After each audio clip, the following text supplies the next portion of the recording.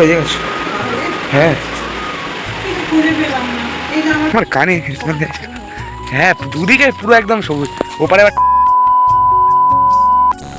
হঠাৎ করেই চলে গিয়েছিলাম বাপের বাড়ি। আর তোমরা অনেকেই ইতিমধ্যে আমার অনেক ভিডিও দেখে ফেলেছো, আর তোমরা অনেকেই কমেন্ট করছো যে কিসের জন্য এসেছো, কি হয়েছে তোমাদের বাড়িতে। তো সবটাই থাকবে আজকের এই ভিডিওতে। তো সো হ্যালো এভরিওয়ান, আমি টুম্পা, আমার নতুন আরও একটা ব্লগে তোমাদের সবাইকে ওয়েলকাম। আশা করছি ওদিকে তোমরা সবাই বেশ ভালো আছো, এদিকে তোমাদের ভালোবাসার আশীর্বাদে আমাদের এক একটা দিন কিন্তু বেশ ভালোই কাটছে। তাহলে চলো আজকের ভিডিওটা শুরু করা যাক। প্রথমেই আমি তোমাদের থেকে ক্ষমা চেয়ে নিচ্ছি, কারণ বাড়ি না থাকার জন্য কয়েকদিন হয়ে গিয়েছে আমি তোমাদের সঙ্গে কোনো লং ভিডিও শেয়ার করতে পারিনি। সত্যি কথা বলতে তোমরা আমার এই কাজের ভিডিওগুলোকে এতটা পরিমাণে ভালোবাসা দেবে আমি কখনো ভাবিনি, আর তার জন্য কিন্তু তোমাদেরকে অনেক অনেক ধন্যবাদ। যাই হোক, সকাল সকাল ঘুম থেকে তো উঠে পড়েছি, সকাল নয় মানে অনেকটাই বেলা হয়ে গিয়েছে। আসলে সকাল থেকে অনেকটাই বৃষ্টি হচ্ছিল, তাই উঠতেও একটু দেরি হয়ে গিয়েছে। সেই যখন পড়েছি আর তো একটুও লেট করা যাবে না, তাই তাড়াহুড়ো করে দেখো বাসি কাজকর্মগুলো তো সেরে নিলাম, আর তারপরে কিন্তু স্নান করে চলে এসেছি দেখো ঠাকুর ঘরে। আর ঠাকুর ঘরে পুজোটা যতক্ষণ না সারতে পারছি ততক্ষণ যেন মনে হচ্ছে অনেক বড় সড়ো একটা কাজ বাকি রয়ে গেল। তাই প্রতিদিন সকালে তাড়াতাড়ি করে কাজ সেরে আমি কিন্তু আগে ঠাকুর ঘরের পুজোটা সেরে নিই। যাই হোক, পুজোটা তো সেরে নিলাম তাড়াহুড়ো করে। আর তারপরে এদিকে দেখো আমার বরমশাই করে রেখেছিল চা, আর চাটা নিয়ে দেখো ঘরে চলে এলাম। এসে দেখো চা জল সমস্ত কিছু খেয়ে নিলাম, আর তারপরে কিন্তু তাড়াতাড়ি করে ভাতটাও বসিয়ে দিলাম। সত্যি কথা বলতে আজকে একটু তাড়ার মধ্যেই আছি, বলতে পারো বেরোবো আর কি। তো কোথায় যাব সবটাই তোমরা জানতে পারবে, আর এতক্ষণে তোমরা হয়তো জেনেই গেছো।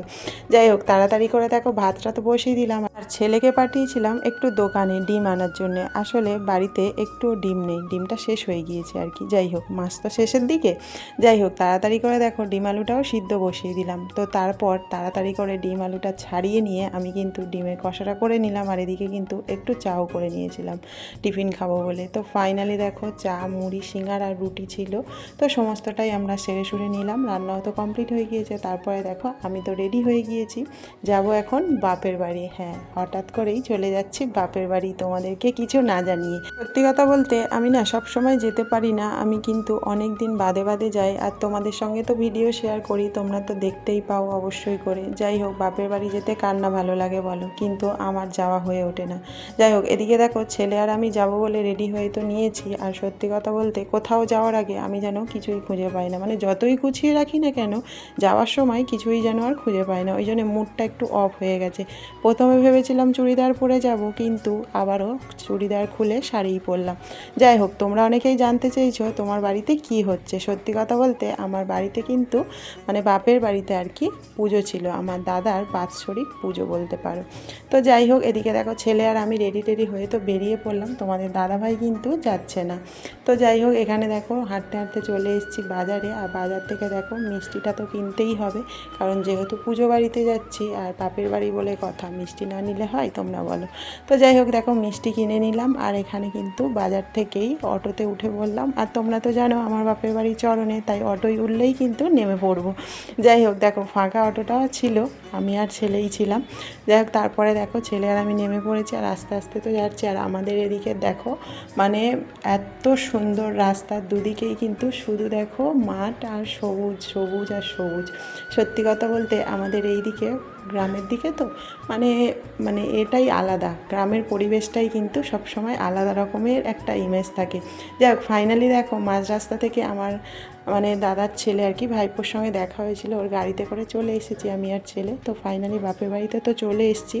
এসে দেখো মায়ের ঘরে ঢুকে গিয়েছি, আর ওখানে ব্যাগপত্র রেখে চলে গেলাম আর কি আমার বড়দার বাড়িতে। তো বড়দারই আসল বাৎসরিক পুজোটা আর কি। তো এটা কিন্তু প্রতি বছরই হয় উল্টো রথের দিন করে, আর আমরা প্রতি বছরই কিন্তু যাই এই দিনটা করে। তোমরা হয়তো যারা রেগুলার আমার ভিডিও দেখো তারা দেখে থাকবে। যাক এসেই দেখো একটু গল্প টল্প করে নিলাম, আর তারপরে তো দেখো খাওয়া দাওয়াটা সেরে নিলাম। আর এদিকে দেখো বিকালের জন্য যেহেতু দুপুরে পুজো হবে, বিকালের লোকজনের আসার কথা, মানে নিমন্ত্রণ ছিল আর কি, তারই আয়োজন চলছে। আর এদিকে দেখো ঠাকুর ঘরটাও তোমাদেরকে একবার দেখিয়ে দিলাম, মানে আমার দাদার ঠাকুর ঘরটা। আর এই দিকে দেখো সমস্ত কিছু মানে গুছন গাছন হচ্ছে আর কি, পুজোর যা কিছু।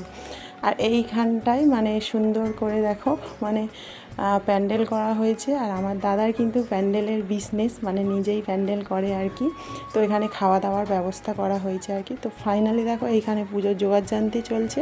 তো নেক্সট ভিডিও আসতে চলেছে খুব তাড়াতাড়ি। তো ভিডিওটা কেমন লাগলো কমেন্ট করতে ভুলো না। দেখা হচ্ছে তোমাদের সঙ্গে পরের ভিডিওতে। সবাই খুব ভালো থেকো, টাটা।